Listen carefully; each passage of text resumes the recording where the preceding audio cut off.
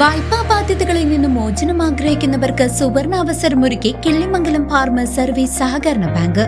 ബാങ്കിന്റെ ഒറ്റത്തവണ തീർപ്പാക്കൽ പദ്ധതി 2026 കുടിശ്ശികയുള്ള വായ്പകൾ വൻ ഇളവുകളോടെ തീർപ്പാക്കാം.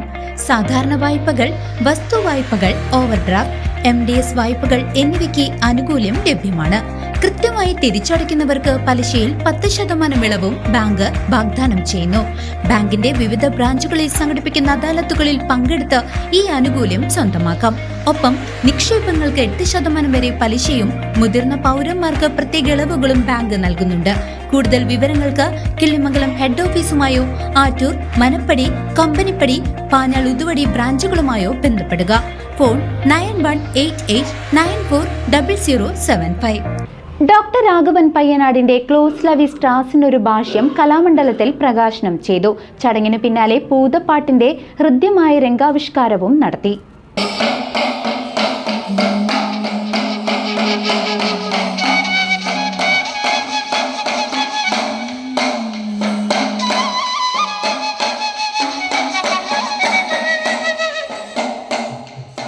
ഇടശ്ശേരിയുടെ കവിതകളെ ആസ്പദമാക്കി ഡോക്ടർ രാഘവൻ പയ്യനാട് രചിച്ച ക്ലോസ് ലവി സ്റ്റാർസിന് ഒരു ഭാഷ്യം എന്ന പുസ്തകത്തിന്റെ പ്രകാശനം കേരള കലാമണ്ഡലം കൂത്തമ്പലത്തിൽ നടന്നു. കേരള ഭാഷാ ഇൻസ്റ്റിറ്റ്യൂട്ട് പ്രസിദ്ധീകരിച്ച പുസ്തകത്തിന്റെ പ്രകാശന കർമ്മം Kalamandalam vice chancellor doctor B. Ananthakrishnan നിർവഹിച്ചു. എടശ്ശേരിയുടെ മകൻ മാധവൻ എടശ്ശേരി പുസ്തകം ഏറ്റുവാങ്ങി. ചടങ്ങിൽ കേരള ഭാഷാ institute director doctor Sathyan M. അധ്യക്ഷത വഹിച്ചു. വ്യത്യസ്തതയുള്ളൊരു പ്രകാശന വേദിയാണ് ഇത്. മാത്രമല്ല, രാഘവമാഷ് ഇടപെട്ടിട്ട് ഇന്നിവിടെ ഇടശ്ശേരിയുടെ പൂതപ്പാട്ടിൻ്റെ രംഗാവിഷ്കാരവും കൂടി കാണാമെന്നുള്ള പ്രത്യേകതയുണ്ട്. ഞങ്ങൾ സാധാരണ പുസ്തക പ്രകാശനത്തിന് ആ ചടങ്ങ് അല്ലാതെ വേറെ പരിപാടികളൊന്നും സാധാരണയായിട്ട് ഉണ്ടാവാറില്ല. അപ്പോൾ അതിൻ്റെ ഒരു സന്തോഷമുണ്ട്. കലാമണ്ഡലത്തിൽ എത്തിച്ചേർന്നപ്പോൾ ഇവിടുത്തെ ഒരു അന്തരീക്ഷം, ഈ കോളേജിലൊക്കെ പഠിപ്പിച്ചിട്ട് ഞങ്ങൾ കാണുന്നൊരു കോളേജ് അല്ല, അല്ലെങ്കിൽ യൂണിവേഴ്സിറ്റി അല്ല ഇത്.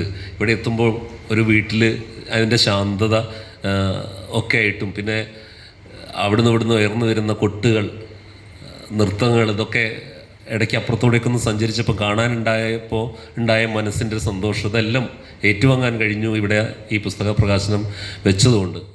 Guruvayur Devaswom board chairman VK Vijayan മുഖ്യാതിഥിയായി പങ്കെടുത്ത ചടങ്ങിൽ ഡോക്ടർ VM ഉണ്ണികൃഷ്ണൻ പുസ്തകത്തെ പരിചയപ്പെടുത്തി.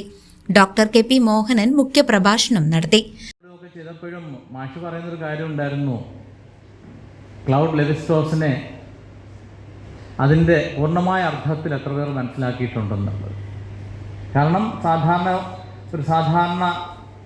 സാധാരണയിൽ വഴങ്ങുന്ന ഒരു ചിന്തകളല്ല ലെവിസ്ട്രോസിൻ്റെതെന്നും അതിൻ്റെ ഒരു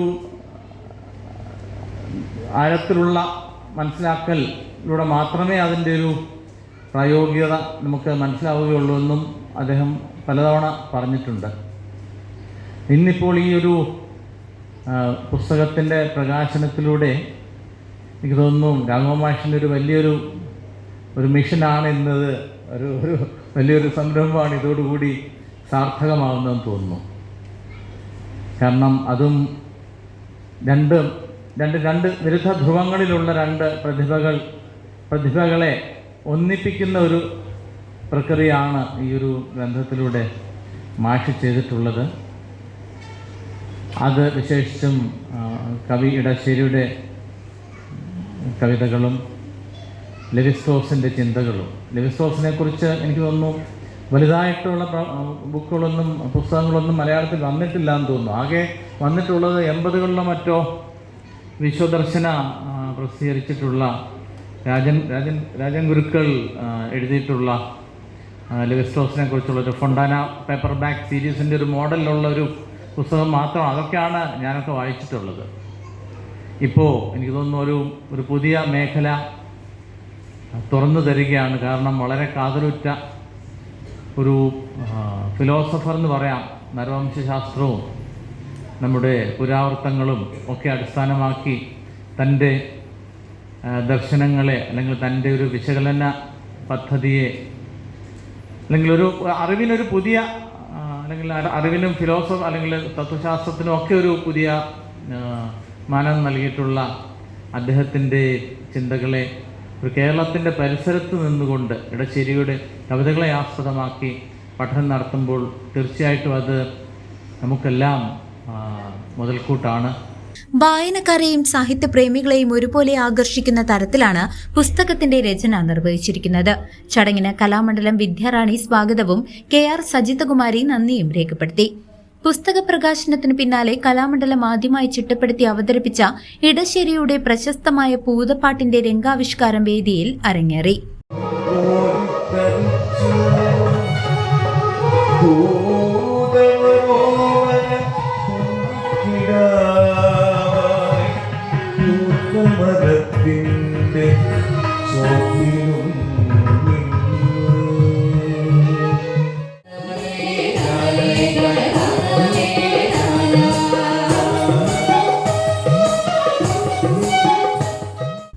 ന്യൂസ് ഡെസ്ക് CCV.